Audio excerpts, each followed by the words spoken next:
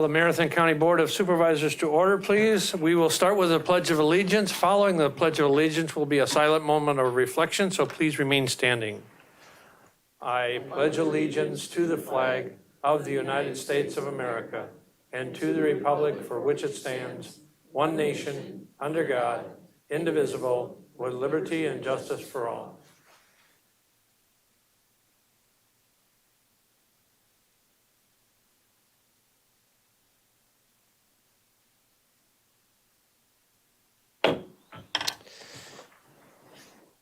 Thank you. We will have the reading of the notice, please.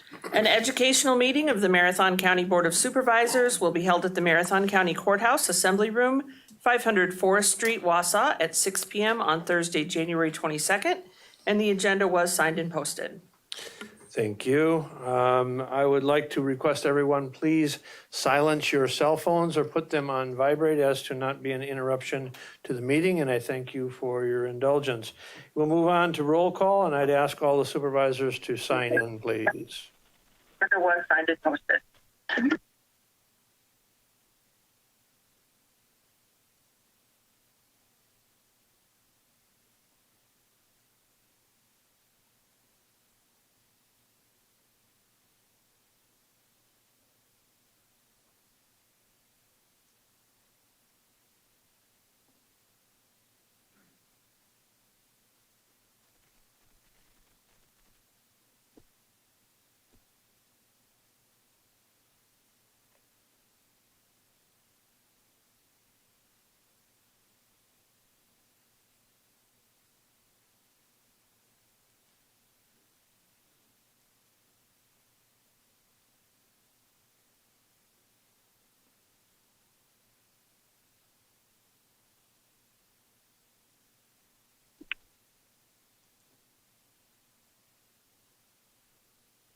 Thank you.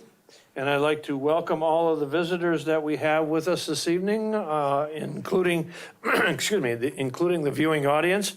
And thank you for your interest in county government.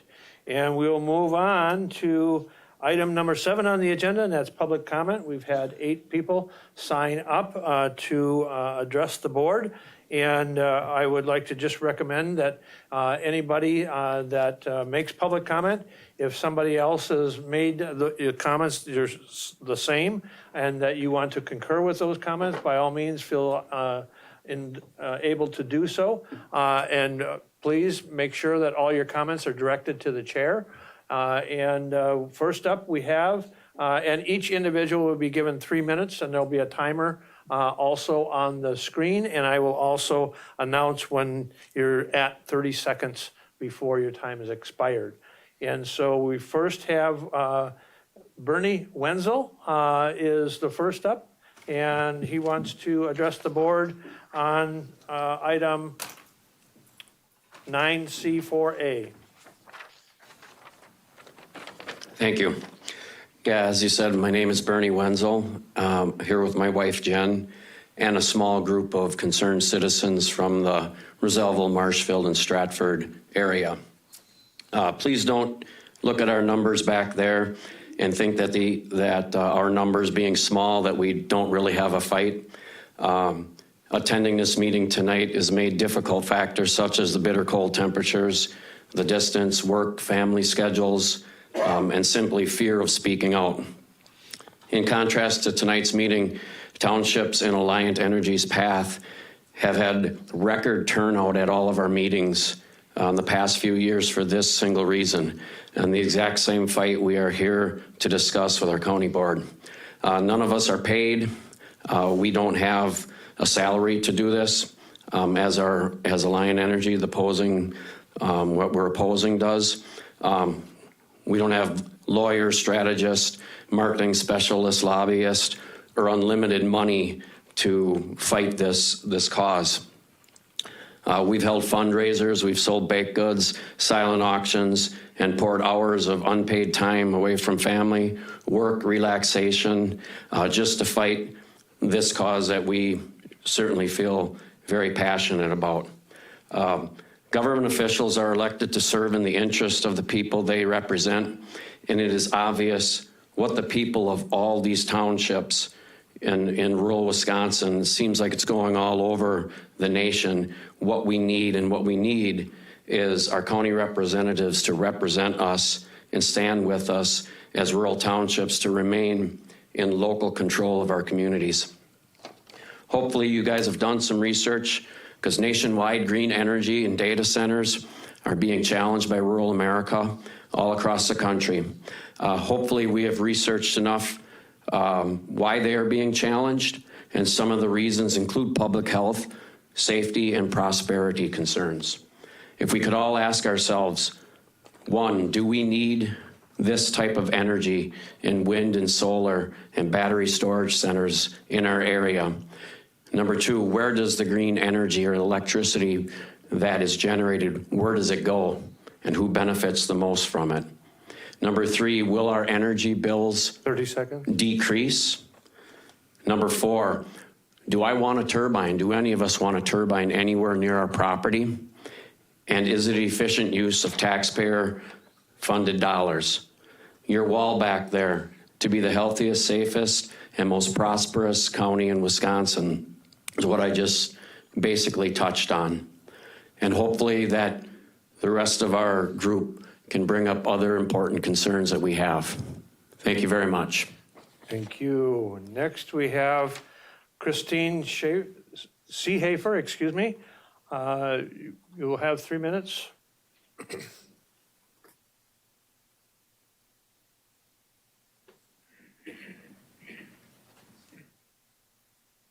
Hi, I'm Christine Seehafer from the town of McMillan, south part of our Marathon County. My message is part of the Marathon County mission statement is to make our area a preferred place to live, work, and do business. It is noted under your table 3-1, existing land use source, Marathon County land cover. Quote, natural resources, especially water and soil, are critical to the future of Marathon County. Marathon County has identified natural resource management and protection as a priority because the economic strength and vitality of our community is dependent on the quality of these natural resources. These resources are highly valued for their natural beauty, wildlife habitat, the recreational opportunities they provide, see your table 3-2, as well as their important contribution to the economy, especially the agricultural industry of Marathon County. We in agriculture have had to make many changes through the years to abide by the rules Marathon County has put in place. Why is it that energy projects can come in and sign up land contracts with landowners without informing township residents of their intentions, which affect every resident? My concern as being a dairy farmer of a 127-year family farm is the stray voltage that can develop over time, the ground vibrations, noise affecting people in different ways, the continual circling of blades affecting my vertigo, our land value, people leaving our township, my son continuing our farm legacy. Also the 20 to 30 foot slabs of cement, as well as the electrical cables left in the ground when turbines are gone. There is already division occurring in our township. 95% of residents are against wind turbines, according to a survey. Our communities will be destroyed. We are asked to be good stewards of the land and animals. They must be protected, respected, and passed on. The ability to produce food are blessings, not guarantees. If agriculture declines, then our food will be imported and we lose control of our national independence. I support this legislation for local control for Wisconsin counties. Thank you for your time. Thank you. Next, we have Heidi Pesky. Heidi, please.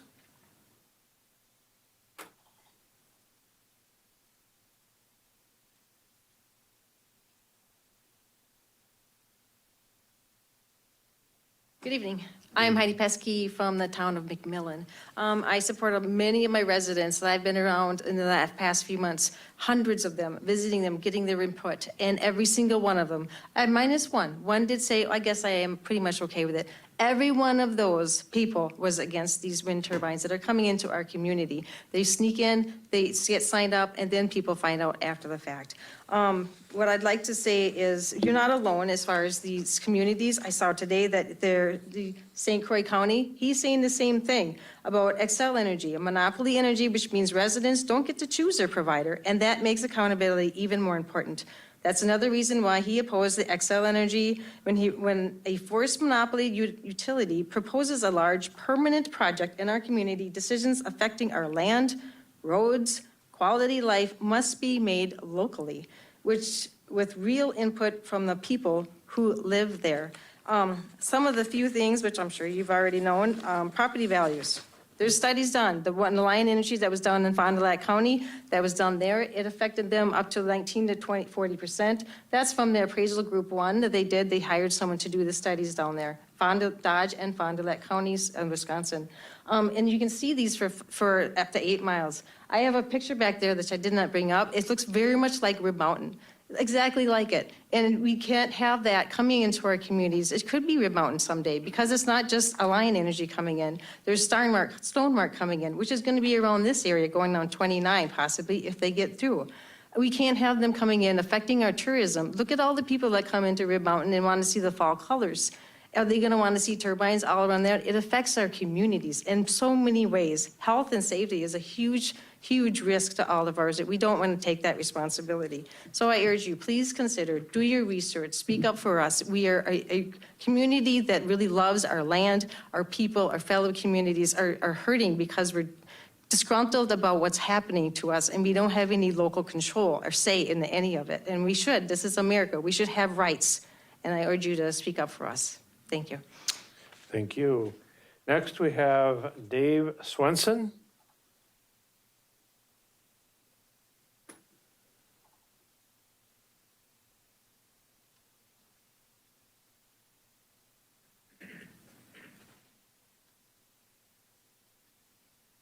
Good evening. My name is David Swenson. I live in McMillan Township. My family has been there and is currently involved in dairy farming, and we've been there since 1900. We have 5 generations, with the 6th one being my grandchildren. 125 years and counting. My great-grandfather served in the town board, and he also served in the county board, and I just found that out a little bit ago. I had a picture of him in 1915. Our township is now faced with dealing with the wind energy systems, along with neighboring townships. Our charge as township residents, as township board representatives, and you as county board representatives is to protect the health and safety and welfare of our residents. I also supported the farmland preservation when that program came in 40-some years ago.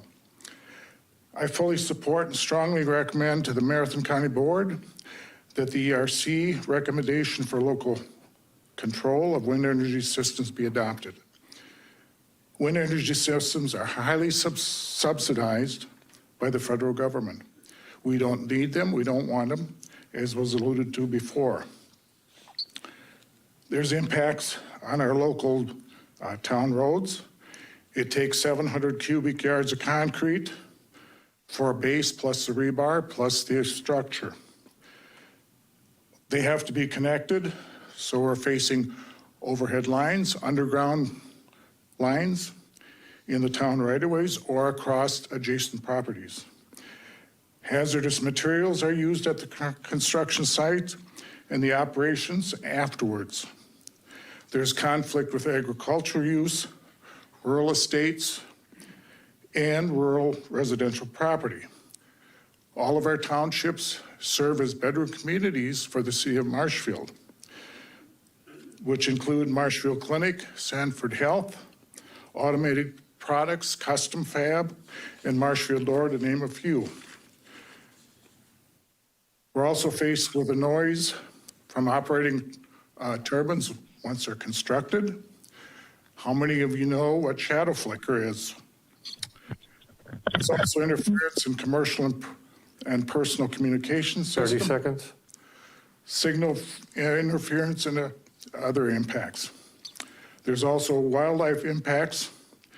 So I speak on behalf of our 2,100 residents in our townships and the adjacent townships of Day, Cleveland, Green Valley, Brighton, and Eau Plaine.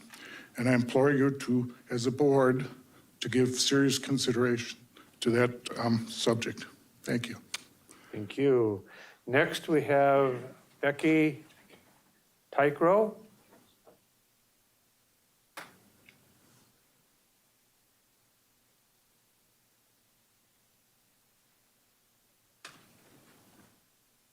Hello, Becky Tykrow. I'm from the town of Easton. I own Tansy Hill Farm. It's a barn wedding venue that I run off my property. And I'm just here to do public comment again. I went to the ERC meeting and I was very surprised. I was approached by many of the county chair members that they had not any awareness that this had been moving through our county already. There's already contracts signed with my neighbors. I'll be surrounded by solar. We have Durrell is the company that's going door to door around my area in the town of Easton. So it's the same issue as the wind turbines. I was just shocked that this is such a surprise to the board, that they didn't know, but that's the way these big companies move. They move, it's an underhanded way. I think that should be an obvious red flag that they aren't going through the necessary channels, polite channels to go through the board, to let the county know that they're coming in. I attended the meeting earlier here at 3:00 today, the exec committee meeting, and it was a little bit shocking that Alliant Energy wants to come in and form, what is it called, a joint development agreement, and they didn't even show up. And we're ready to represent and talk through all these issues, and these big companies say, nah, you're not important enough, we're not gonna come, we're not gonna have this discussion, we know this is a shoe in, we're gonna do this, this is happening. And I don't stand for that. I'm not gonna go down without a fight. We're just starting to gain momentum. We're starting to form alliances with all of the local communities. And you have no idea, there is such a force of locals that nobody wants this. I have not met one person, except for the people that sign up thinking, oh, this is generational wealth. They're being promised big money, and they're thinking, well, I rent to all my farmers around the area, but Durrell is promising 4 times that cost to me per acre. Well, a lot of these are aged people, and they're gonna sign up. They're thinking, this is great, my kids, they don't wanna farm anymore, and then we don't have to deal with these farmers who are paying pennies on the dollar to grow hay on my property. So I urge the board to do research. The research is out there. You can find the facts. I think we can have an expectation that you guys jump on this. And I know that we've been told the 30 Public seconds. Service Commission down in Madison, they can trump everything we do. But that's why we want this resolution, so that we can have local control here. We want you guys to do anything and everything. Do your research. Find an angle to represent what your people who elected you want. Represent us. I guess there's a lot of options. We could put a moratorium in. We could go at them for some of these legal loopholes that they're not fulfilling, some of the safety. So, thank you. Thank you. Next, we have Betty Ahrens.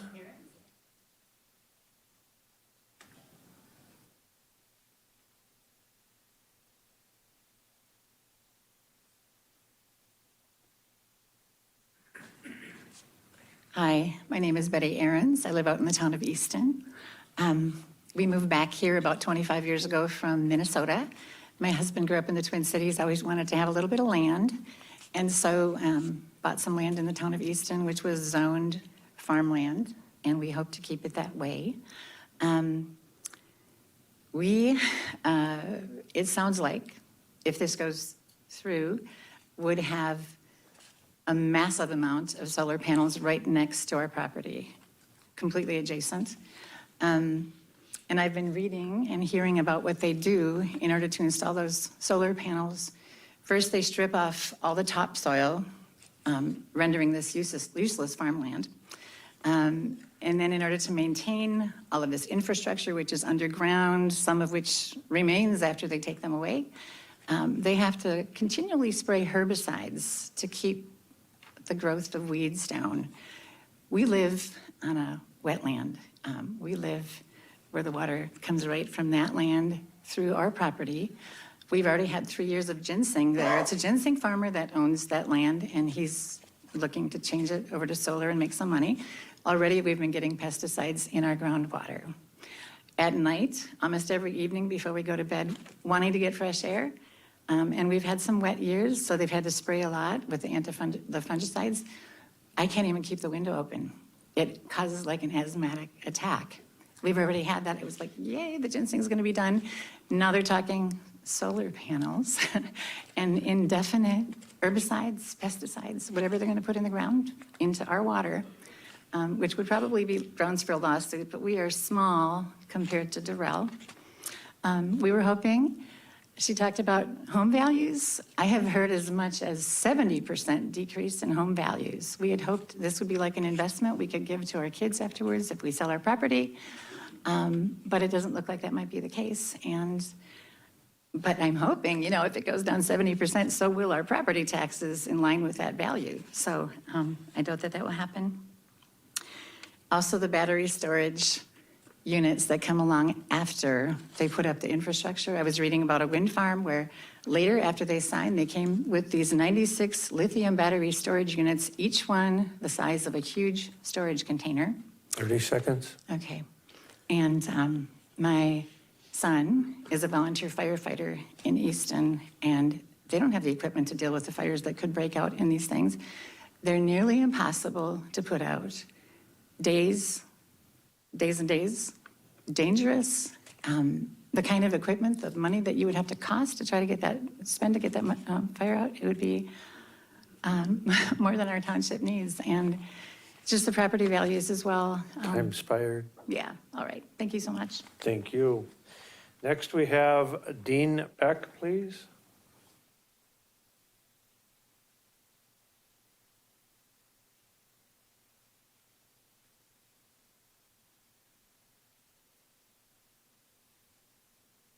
Hi, Dean Beck, Town of Easton Chairman. I'm going to be speaking on 9C4A, that resolution of the county to try and get local control back. From a town's perspective, as chairman, the laws that at the state level right now for anything 100 megawatt or larger, taking all our local control away is unacceptable in my mind. That's pretty much what everybody's speaking to. We're allowing it to be a 3-person panel at Public Service Commission that is going to decide the fate of our local communities. People that live in the city don't understand how we cherish our farmland. My town alone, if I lose 1,000 acres of productive farmland, and where it is proposed to be put is the #1 soil for Marathon County on 70% of this land that it will be put on was previously ginseng land, will no longer be in agriculture. We all have long-range comprehensive plans. I don't think the county has anything in theirs, and none of the towns do, as far as wind and solar being part of it. The other aspect of it is from cost to a town. Fire departments being able to fight this from a local standpoint, water supply, we have concerns. I would hope you guys would approve it tonight to at least let Madison know that we are watching and hoping for some change. That's all I have. Thank you. Thank you. And last but not least, Jackie Dillinger, please.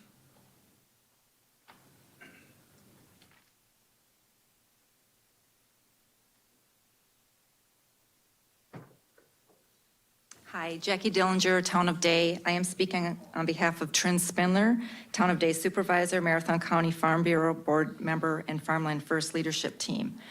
First, I would like to thank the County Board for its willingness to support Assembly Bill 7 and Senate Bill 3, Allies of Farmland First organization, and I have been working on this legislation for over a year. While we greatly appreciate the support, we also recognize that the likeliness of these bills becoming law is extremely limited given the current position of Governor Evers.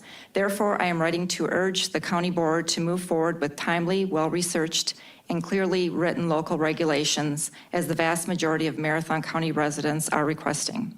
Townships in Marathon County have been actively pushing back against large-scale renewable energy developments since as early as 2017. Since 2023, most townships in western Marathon County have been deeply engaged on this issue. To date, 15 townships have adopted wind energy licensing ordinances. Additionally, townships under county zoning have attempted to engage Marathon County through a resolution requesting changes to farmland preservation zoning using language that has already been approved by DATCP in another Wisconsin county. If you have not heard of this effort, it is because it is stalled within conservation planning and zoning. Neighboring Clark County has recognized that the battery energy storage systems and data centers currently have little to no meaningful regulation under state statute and pose significant risks to the communities in which they are located. As a result, Clark County adopted a moratorium to pause development until appropriate ordinances could be enacted to protect public safety. Clark County has also implemented a solar ordinance, an issue that eastern Marathon County townships in particular are now struggling with. These actions represent only the beginning of what residents expect from their county government. Unfortunately, Marathon County is already behind with 2 major wind projects nearing review by the Public Service Commission, Hub City Wind and Stonemark Wind, both proposed at 150 megawatt. Hub City Wind alone spans 6 townships and proposes 33 turbines approaching 700 feet in height with rotor diameters exceeding 220 feet. If both projects move forward, there'll be no township in western Marathon County from the Clark County line to Rib Mountain that is unaffected. Every township that has adopted a wind ordinance has held public hearings, and the outcomes have consistently 30 shown seconds. that it is not a divided issue, but rather an overwhelmingly 95% of residents are in opposition to these projects. So just to say, I'll skip through some of this. She emailed a lot of this to you, but we all share in the same goal, to ensure that Marathon County remains a healthy, safe, and prosperous place to live and work. If there's any way that we can assist the board, please let her know, or please let us, Farmland First, help. Thank you. Thank you. That will conclude our public comment, and we will move on to the rest of the agenda by the board. And we will start with item number 8, educational presentations and/or reports by standing committee chairs or designees. Any standing committee chairs or designees reports?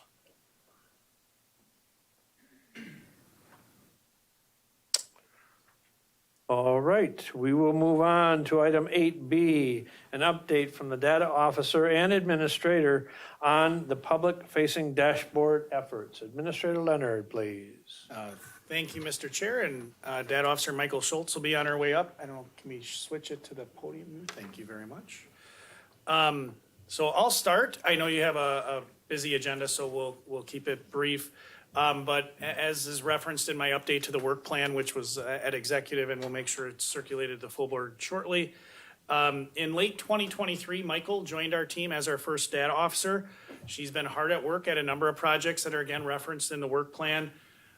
Helping, I'll give you a couple examples. The Sheriff's Office and the Central Wisconsin Airport did some analysis of calls for service at the airport.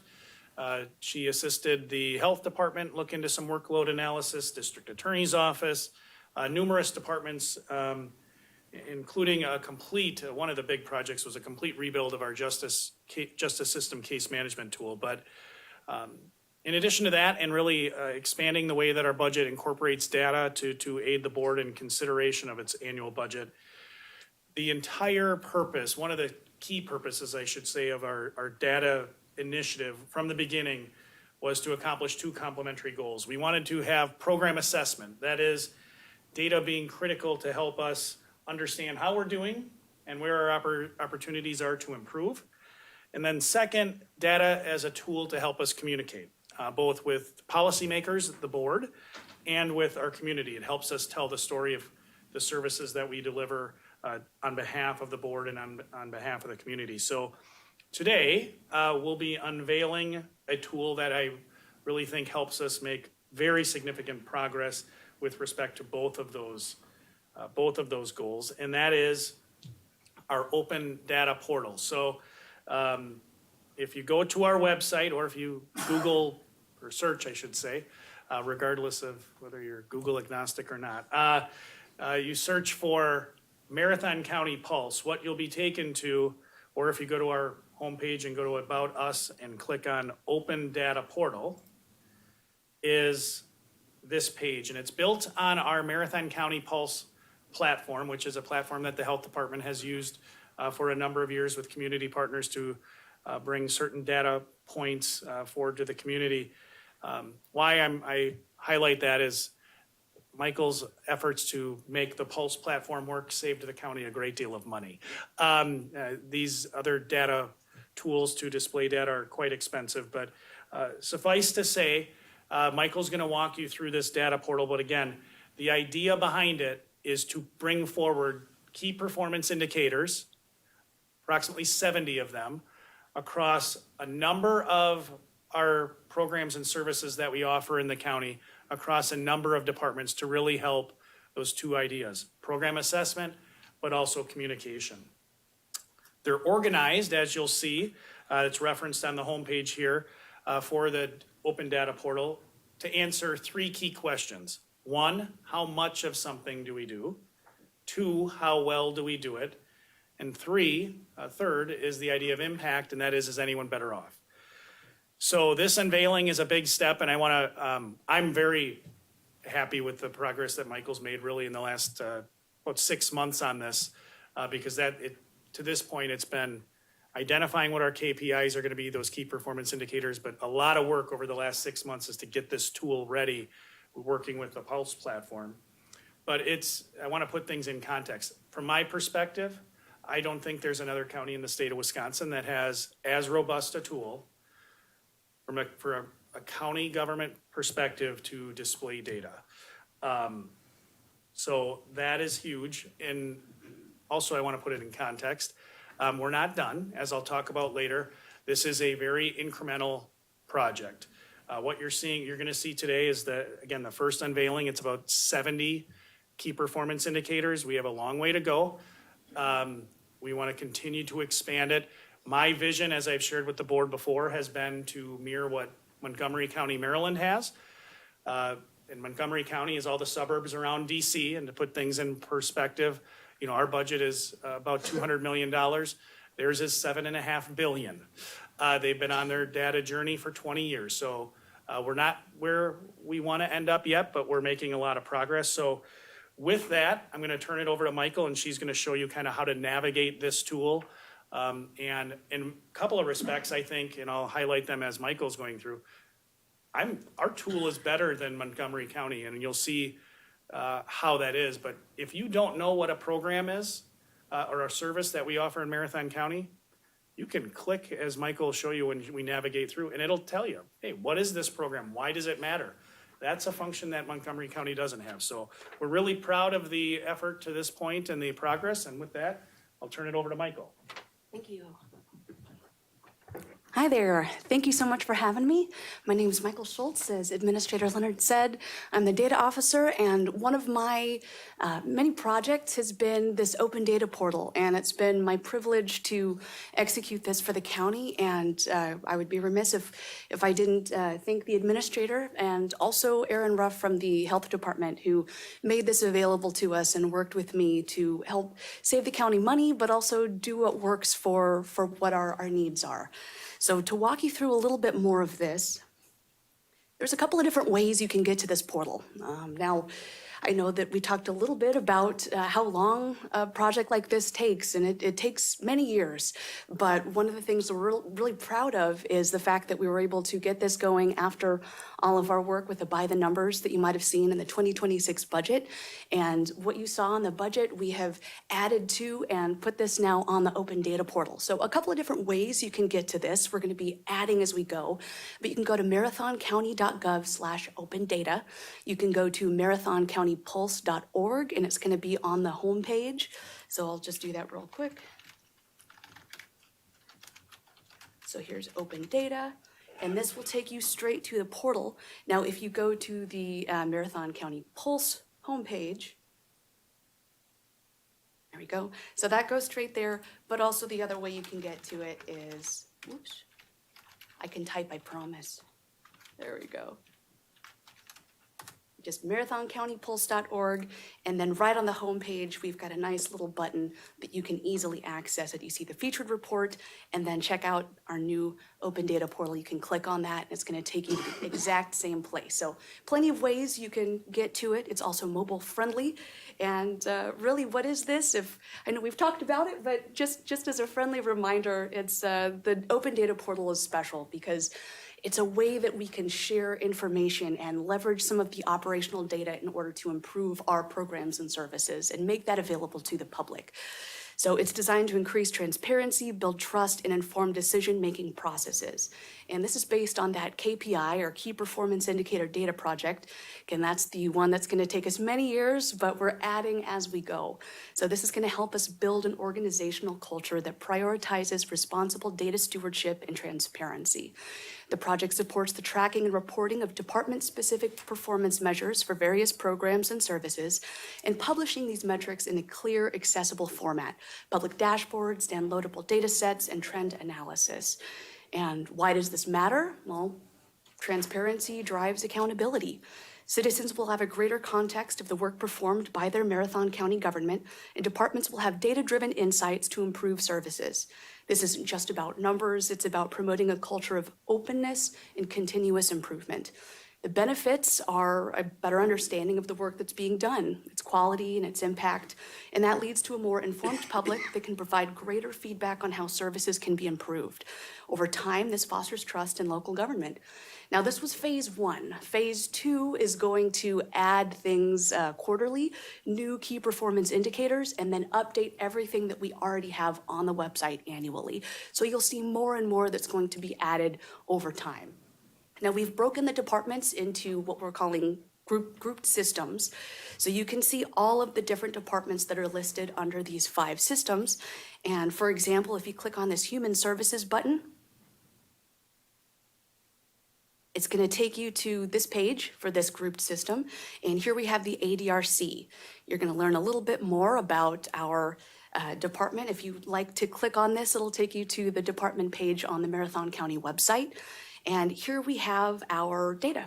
So we know program Meals on Wheels. How much did we do? Meals on Wheels provided.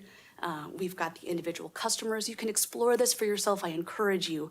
But I am going to, I see Aaron in the back. If I may, I'm going to use Veteran Services Office as an example. So here we are, the General VA Claim Services. And if you take a look at the how much did we do, we have the customer appointments and services provided, as well as VA claims processed. Now, the nice part about this, and what I think we've built in addition to Montgomery County's vision, is not only do we have trends over time, so we have this from 2020 to 2024, but if you want to know a little bit more about it, you click on that VA claims processed right at the top of that graph, and it's going to give you even more information. So here it's telling you, what does it measure? Why is this important? Statutes that might be relevant. Again, we can look at different periods of time. And if you go down here, you can again see a change over time line graph. Some of this is built into Marathon County Pulse. Obviously, we're just looking at Marathon County. Some of these things are not changeable here if you scroll down a little bit further, but the important part is going to be up top, and that's going to give you even more information about the program, about the KPI, that key performance indicator metric, and yeah, I think that's just a quick tour of our open data portal. Again, thank you so much for your time, and I hope to be adding more and sharing that with you as we go along. All right, thank you so much. Thank you. Is there any questions by the board? Seeing none, thank you so very much. Thank you. Michael, absolutely. Thanks. We will now move on to item 9, review and discussion of voting meeting items under 9A ordinances. Item 9A1, Town of Easton rezone. Tim Vreeland for Charles Beck, ordinance 0-1-26. Any questions?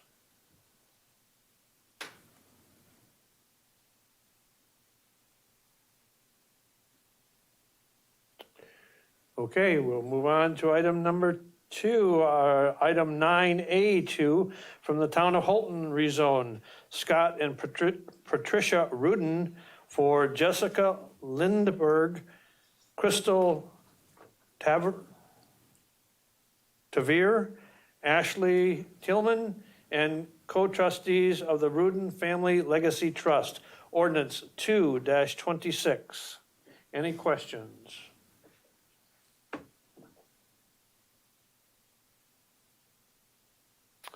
Okay, moving on to item 9A3, the Town of Hull rezone. Tim Vreeland on for Michael Garman. Ordinance 0-3-26.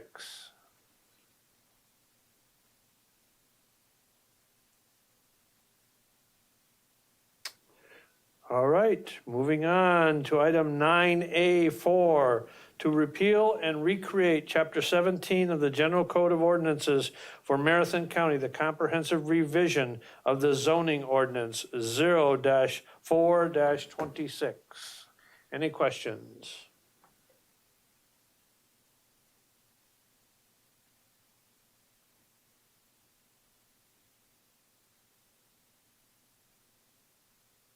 All right, and we'll move on to resolutions under 9C from the Extension, Education and Economic Development Committee, 9C1, authorizing a letter of support for the Greater Wausau Prosperity Partnership application to the Wisconsin Economic Development Corporation Talent Relocation Grant Program, Resolution 1-26. Supervisor Marash, please. Thank you, Mr. Chair. I just wanted to encourage support of this letter. We are going into a situation where we're going to have a job growth in Marathon County of over 3% in the next 10 years, and this may help us alleviate some of those struggles. So if you need more information on that, page 190 of the comprehensive plan draft details the occupation projections analysis and also shows the regional comprehensive plan, which has identified the workforce issues. Thank you. Okay, Supervisor Sandulski, please. Thank you, Mr. Chair. Employment recruitment should be done by employers as they understand directly their needs. I don't believe this should be under the government purview, as what recently happened in Minnesota with they brought people in there and they basically scammed the taxpayers for, I believe I don't have the exact numbers, but I believe it's around $9 billion. And we just kind of got to be careful what we do. So that's why I believe that it should be under employers, not the government. Thank you. Supervisor Marash, please. Thank you, Mr. Chair. This will not encumber any county funds. This is a grant that would be run through the Greater Wausau Prosperity Project and will be run by them. Thank you. Other discussion? All right, moving on, item 9C2 from the Environmental Resources Committee, item 9C2A, adopting the Marathon County Solid Waste 2026 to 2030 Strategic Plan, Resolution 2-26.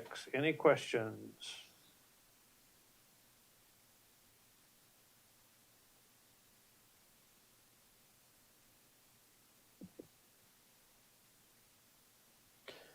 All right, moving on to item 9C3 from the Environmental Resources Committee and the Human Resources, Finance and Property Committee, item 9C3A, approving the use of the Environmental Impact Fund for wellhead protection efforts, Resolution 3-26. Any questions? Supervisor Drabek, please. Thank you, Mr. Chair. When this was an ERC, I voted against it for the reason that I don't believe it's fair that some people should be paying 3% interest on this money and other people get it given to them. That's kind of basically what I had to say on that. Thank you. Thank you. Any other discussion?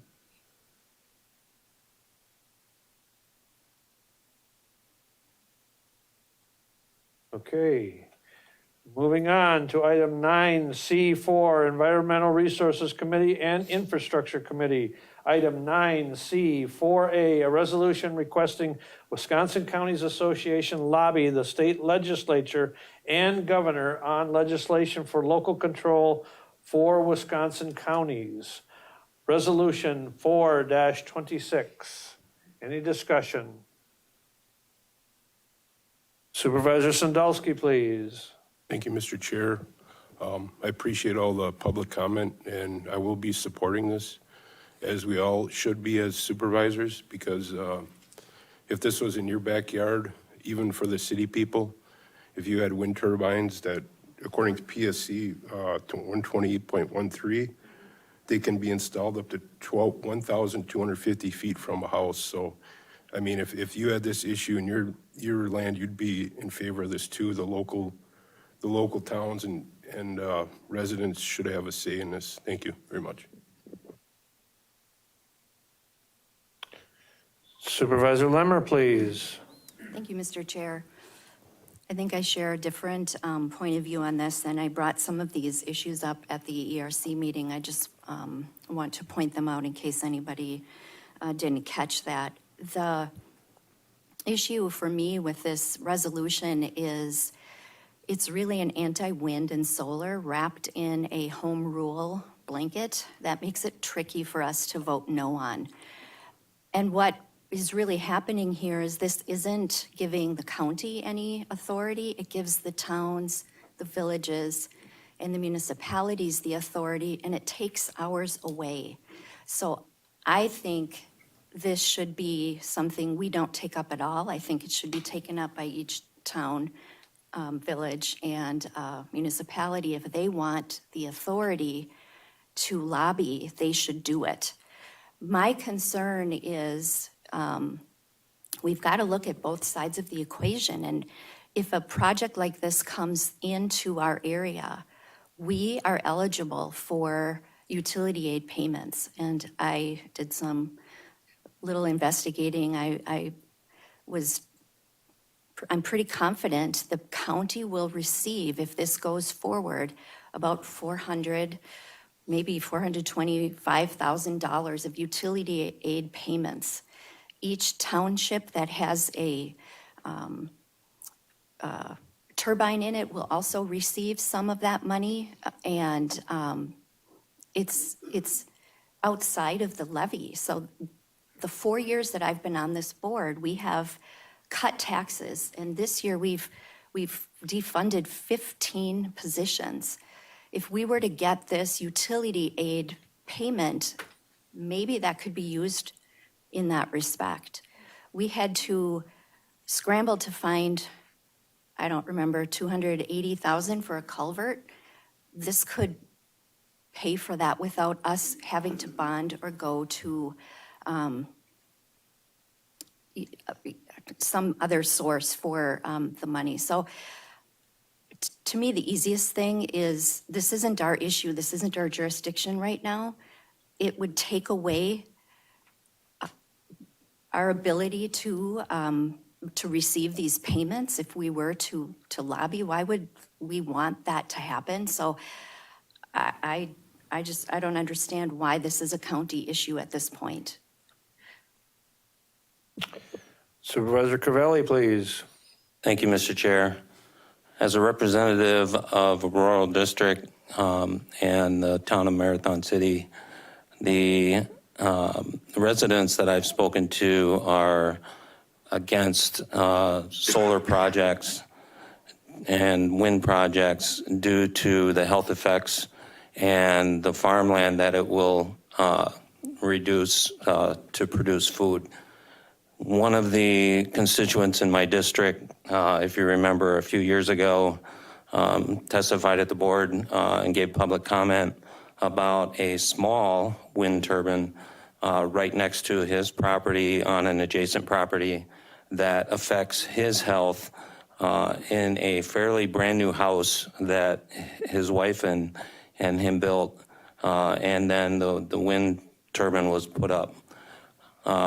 the noise and the health effects that they hear every single night through their brick walls is unacceptable to that neighborhood. I've been out there visiting him several times when the wind turbine is running, and it's very noticeable, and you can tell the health effects that he has to live with and his wife has to live with for as long as they've been in their property and their house. I will be supporting this because I think local municipalities should have a say in how their towns and adjacent properties are zoned. I think that they should be the biggest voice in this whole issue. I don't agree that we should look at the dollars that will be provided to us.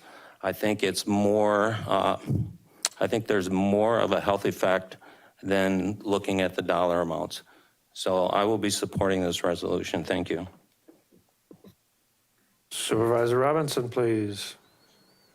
Thank you, Mr. Chair. I have some very strong reservations and concerns about the resolution as authored. First of all, it has us asking the Wisconsin Counties Association to lobby for passage of AB 7 and SB 3.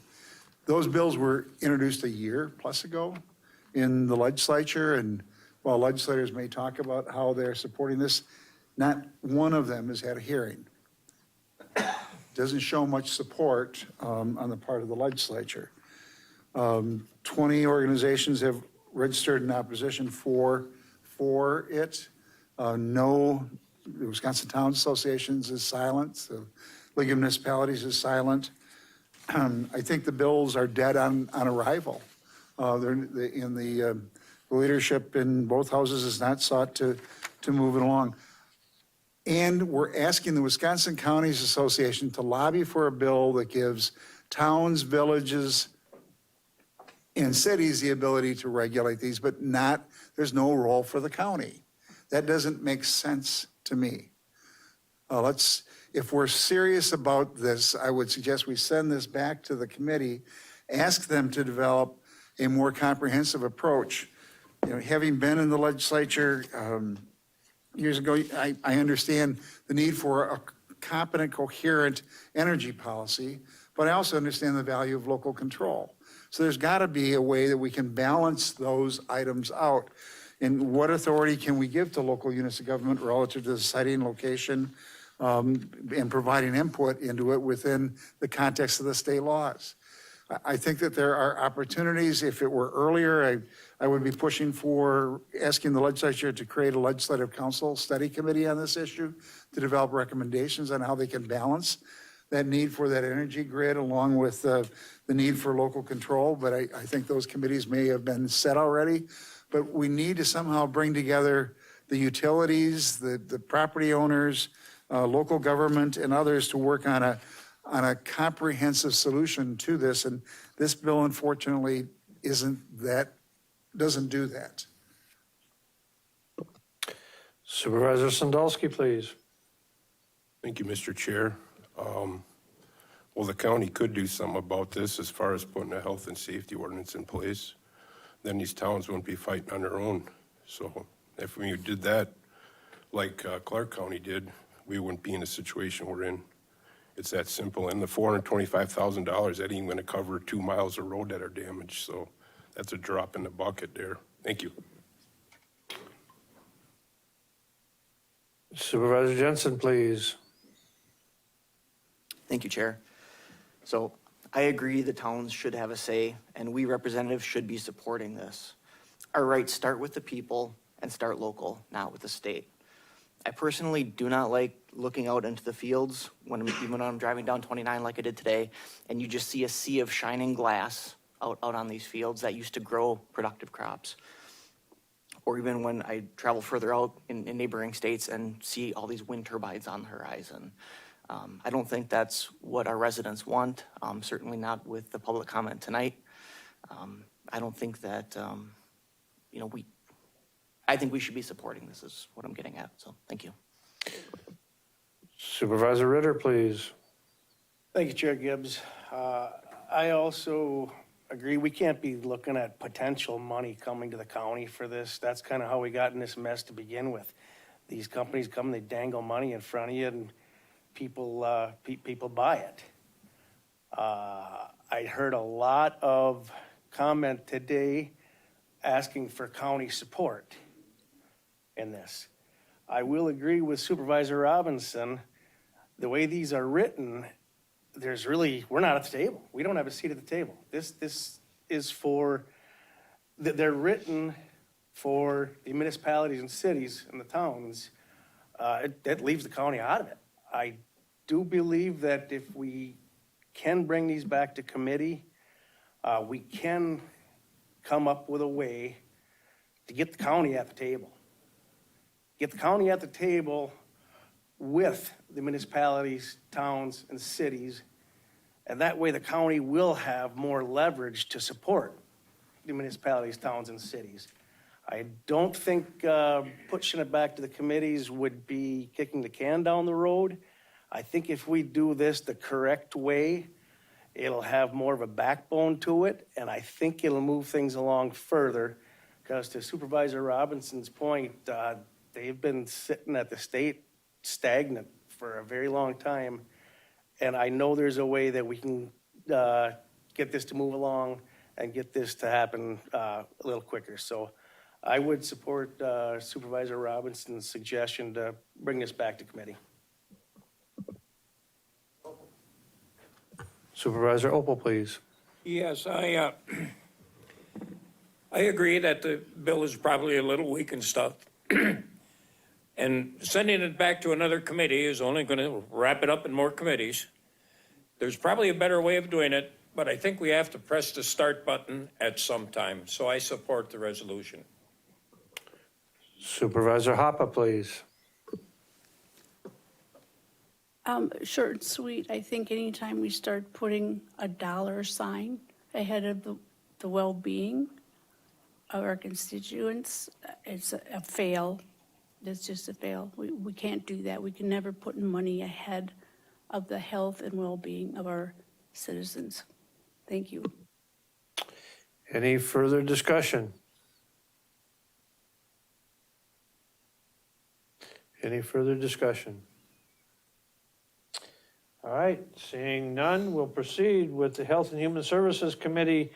Health and Human Services Committee, Human Resources, Finance, and Property Committee, item 9C 5A, to amend the 2026 budget to accept a transportation grant funds from the Wisconsin Department of Veterans Affairs, Resolution 5-26. Any questions on that resolution?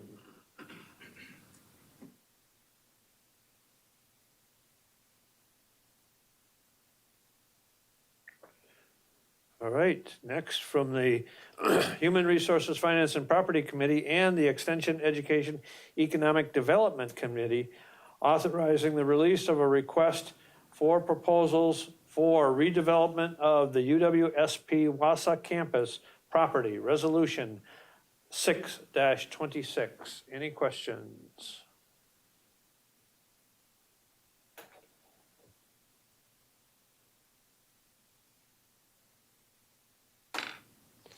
All right, moving on to item 9C7 from the Human Resources, Finance, and Property Committee and the Public Safety Committee.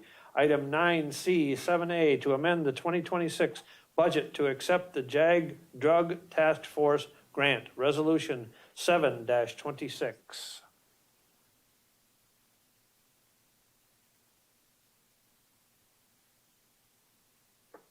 And seeing none, we'll move on to item 9C7B, amend the 2026 budget to accept a law enforcement drug trafficking response grant, Resolution 8-26. Any questions? Administrator Leonard, please. Thank you, Mr. Chair. On this item, just a point of clarification, that grant award has not been made at this point. The committee's moved it forward contingent on us getting the award. We were confident If we get the award before your Tuesday meeting, we certainly will leave it on. If we don't, or if we don't hear whether or not we get it, we will make the request of the respective chairs to pull that off. All right. Any other questions? All right, we are down to item number 10, announcements and/or requests. Just an announcement that next Thursday at 6:30 is the Western Towns Association meeting in the town of Green Valley. Any other announcements or requests? Supervisor Opal? I'd just like to inform everybody, if they don't already know, the much-anticipated Chick-fil-A is going to be opening on February 5th. It is my birthday, but that had nothing to do with it. So see you at the grand opening. I won't be there. I'll be out west.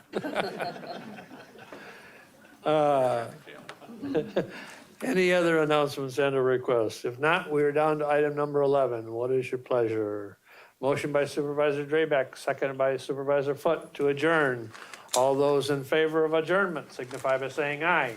Aye. Aye. Opposed? Motion carried. We stand adjourned. Thank you, ladies and gentlemen.